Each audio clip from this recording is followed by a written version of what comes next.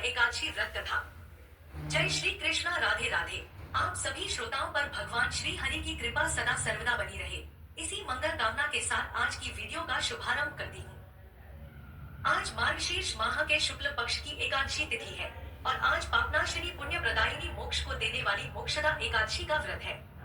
महाभारत के युद्ध में भगवान श्री कृष्ण जी ने अर्जुन को गीता का उपदेश इसी तिथि को ही दिया था। इस व्रत से बढ़कर मोक्ष देने वाला और कोई व्रत नहीं है। इस कथा को पढ़ने या सुनने से वाजपेयी यज्ञ का फल मिलता है। यह व्रत चिंतामणि के समान सब कामनाएं पूर्ण करने वाला है। इस व्रत के प्रभाव से घर में सुख समृद्धि और शांति बनी रहती है तथा पिचास बनकर भटक रहे पितरों को भी मोक्ष की प्राप्ति हो जाती है। यह व्रत देवतुल्य संतान को देने वाली भी मानी जाती है। यदि आप भगवान श्री हरि विष्णु के सच्चे भक्त हैं, तो इस पवित्र कथा का निरादर ना करें। मोक्षदा एकादशी की व्रत कथा श्रवण करने मात्र से मन चाहे फल की प्राप्ति होती है। तो आइए भगवान श्री लक्ष्मी नारायण जी के चरण कमलों का ध्यान करते हुए आज की कथा का रसपान करते हैं।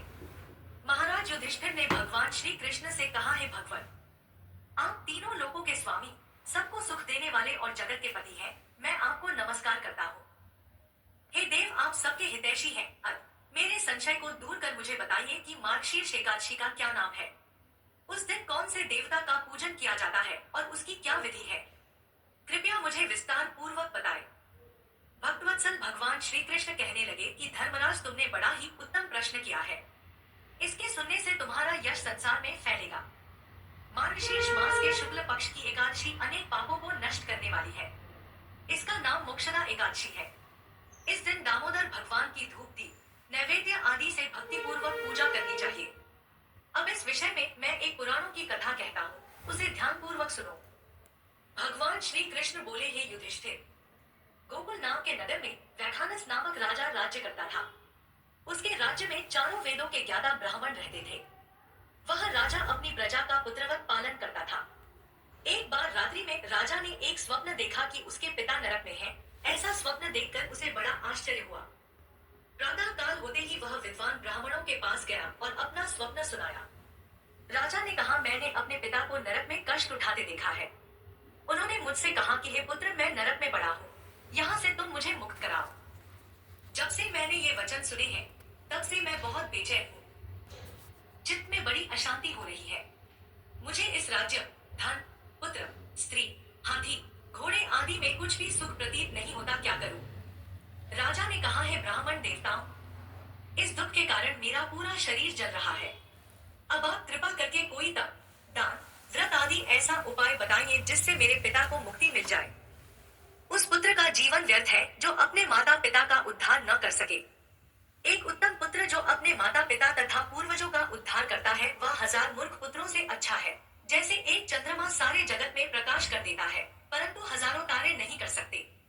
राजा की बातों को सुनने के बाद ब्राह्मणों ने कहा, हे राजन, यहाँ पास ही भूत, भविष्य, वर्तमान के ज्ञाता पर्वत ऋषि का आश्रम है।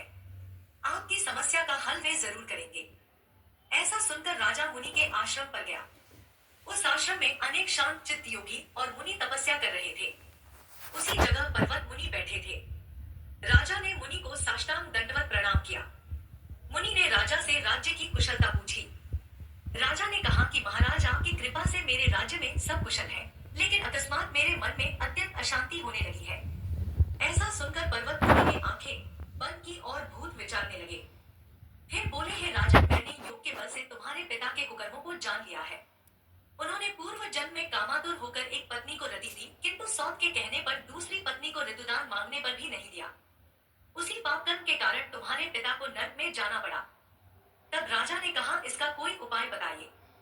मुनि बोले, हे राजन, आप मार्गशीर्ष एकादशी का उपवास करें और उस उपवास के पुण्य को अपने पिता को संकल्प कर दें। इसके प्रभाव से आपके पिता की अवश्य नरक से मुक्ति होगी।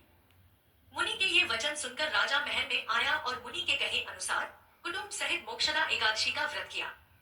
इसके उपवास का पुण्य उसने पिता को अर्पण कर दिया। इसके प्रभाव से उसके पिता को मुक्ति मिल गई और स्वर्ग में जाते हुए वे पुत्र से कहने लगे, हे पुत्र, तेरा कल्याण हो। यह कहकर स्वर्ग लोक को चले गए। मार्गशीर्ष मास की शुक्ल पक्ष की मोक्षदा एकादशी का जो व्रत करते हैं, उनके समस्त पाप नष्ट हो जाते हैं। इस व्रत से बढ़कर मोक्ष देने वाला और कोई व्रत नहीं है। इस कथा को पढ़ने या सुनने से वाजपेयी यज्ञ का फल मिलता है। यह व्रत मोक्ष मोक्ष देने वाला तथा चिंतामणि के समान सब कामनाएं पूर्ण करने वाला है। एक बार प्रेम से बोलिए लक्ष्मी नारायण भगवान की जय। अब आइए श्रवण करते हैं एकादशी माता की कथा, जिसे सुने बिना व्रत